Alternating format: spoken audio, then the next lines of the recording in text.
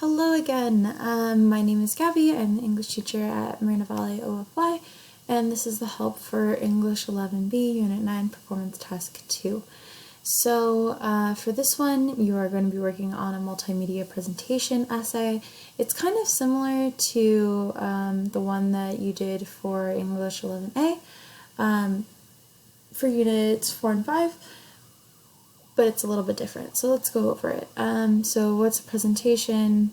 Multimedia presentation. It's that same like PowerPoint type of thing, but it all starts with an expository essay. An expository essay explains something, right? So this part you're going to be turning in an outline, a rough draft, and a teacher conference. Next time you're going to be turning in a PowerPoint. Remember, you need to hold on to your essay because otherwise I will not have it. So make sure that you save it in a doc or you write yourself a copy or take a picture of your work because I will not be able to get it for you. So first things first, you have to choose a topic. They give you a bunch of different things that you might enjoy, tell you what kind of learner you are. If you are that kind of learner, it goes down here and it gives you a suggestion as to what you can choose as your topic. You don't have to say like, okay, well I really am a musical rhythmic learner, choose the musical rhythmic route if you don't feel like it speaks to you. So let's look at these together. Naturalist. What were the causes and effects of the Dust Bowl, past and present? So that's one essay that you could write. Verbal linguistics, so somebody who likes to kind of talk type of person. Analyze the causes of the Red Scare, that's the communist people being everywhere. Analyze the anti-communist propaganda of the U.S. So that's another one. Logical mathematical, how could the Salem witch trials happen in 21st century American courts? A lot of people say that the allegations of like sexual abuse is a form of that. So you could look at that. It's up to you. Visual spatial, trace the making of the Jurassic Park movie from concept to filming to the screen. Bodily kinesthetic, analyze techniques protesters used in one of the protest movements of the 1960s. Civil rights, anti-Vietnam War, or women's rights. I would even let you use the ones from now times, the Black Lives Matter movement. However, you would also need one of the other ones just because there's more literature, academic literature, that's already been written on those. The literature that's been written on Black Lives Matter is contemporary, yes, but it's also less researched and peer-reviewed, so it's harder to trust articles that are coming out nowadays because they haven't had time to be peer-reviewed yet. Musical and rhythmic, trace the history of rock and roll music from the 1950s to the 1960s, explore the use of advertising jingles on the radio and television from the 1950s to the 1970s, so you can choose either one of those. If you really like Elvis and you really like the Beatles and Rolling Stones, this might be a good one for you. Interpersonal, was the use of the atomic bomb worth it? Analyze from the people who lived through it on both sides of the issue. So where was it used, right? Think about it. Think about what was going on. So Japan, World War II, and look at it from both Japan's side and our side. Interpersonal, what is the American dream? Do you believe in it, right? So you'd have to do some research on that one. What topic did you choose and why? So choose one of those.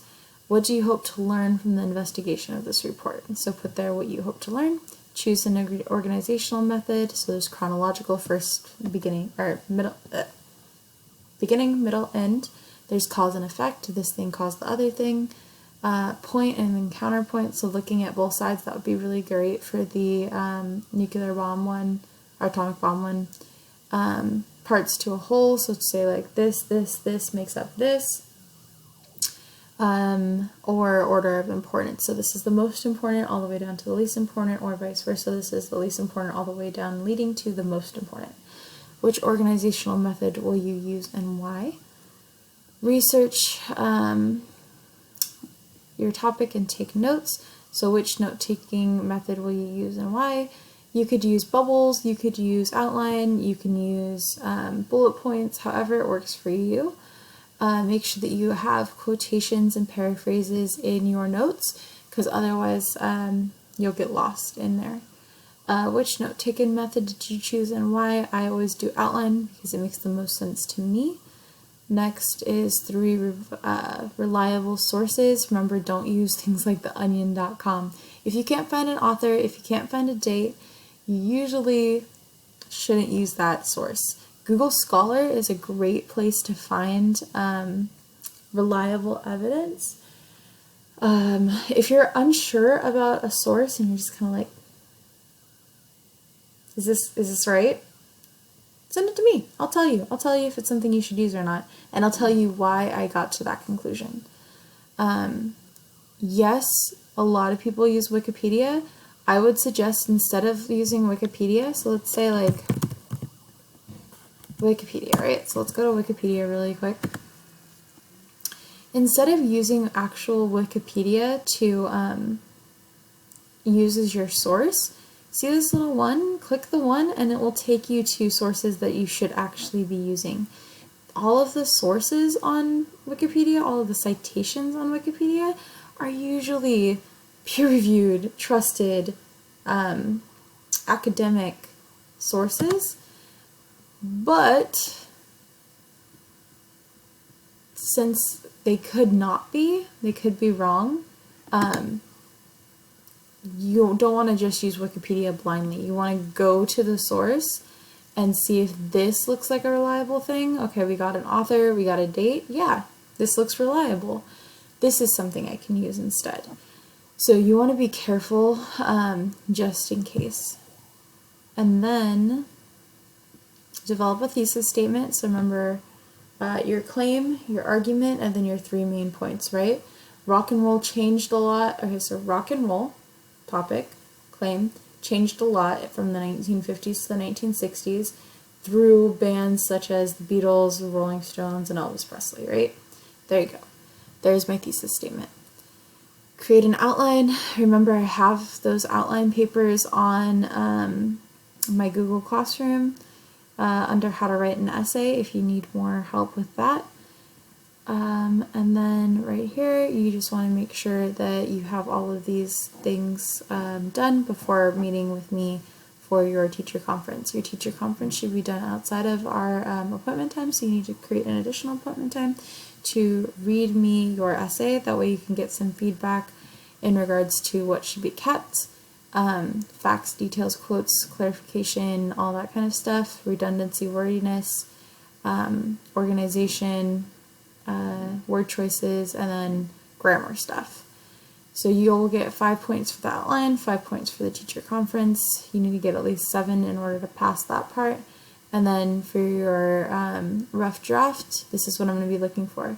A good thesis statement, well organized, strong conclusion, facts, quotes, research conveyed effectively. So remember citations, in-text citations, and a works cited page. Remember easybib.com for that. Again, I have more information on that in my How to Write an Essay PowerPoint. Transitions, formal style, multiple sources. You can't get away with only one, and you have to make sure that you revise it, right? In order to pass that one with 30, I think it's 21, 23, I don't know, let me see. I'm not great with math, this is why I use a calculator. 30 times 0.7, yeah, 21. So 21 is how many you need to pass this section. If you have any questions, let me know. Other than that, we'll go on to the alternative assessment and review.